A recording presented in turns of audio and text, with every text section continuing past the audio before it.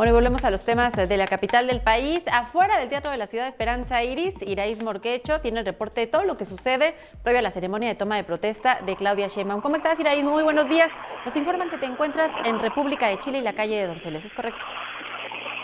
Hola, ¿qué tal? Buenos días, Alejandra. Efectivamente nos encontramos aquí en la calle República de Chile y Donceles, que es por donde realizará su recorrido, donde iniciará el recorrido la doctora Claudia Sheinbaum, ya como jefa de gobierno, y se dirigirá hacia el Zócalo capitalino.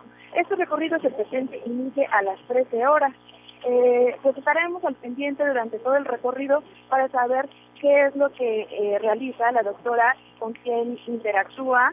Y bueno, comentar también que por esta entrada se pretende que entre el presidente Andrés Manuel López Obrador para que sea testigo de la toma de protesta de la jefatura de gobierno de la Ciudad de México. Iraíz, a diferencia de otros años, incluso a diferencia de otros eventos realizados aquí en el Congreso de la Ciudad de México, los dispositivos de seguridad pues son mucho más reducidos y mucho más modestos, por así decirlo. Sí, como lo comentas, pues en la vialidad del Zócalo hacia aquí, hacia este punto, no hay ningún dispositivo de seguridad, solamente aquí en la entrada están las vallas en donde han entrado únicamente los medios de comunicación.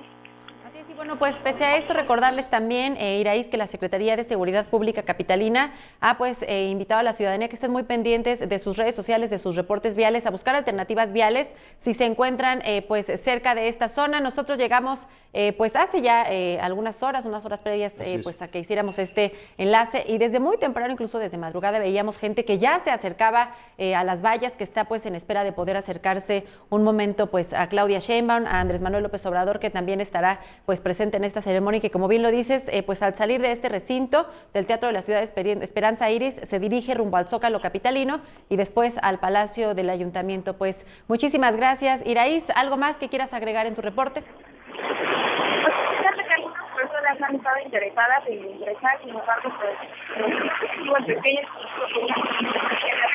no lo hacen.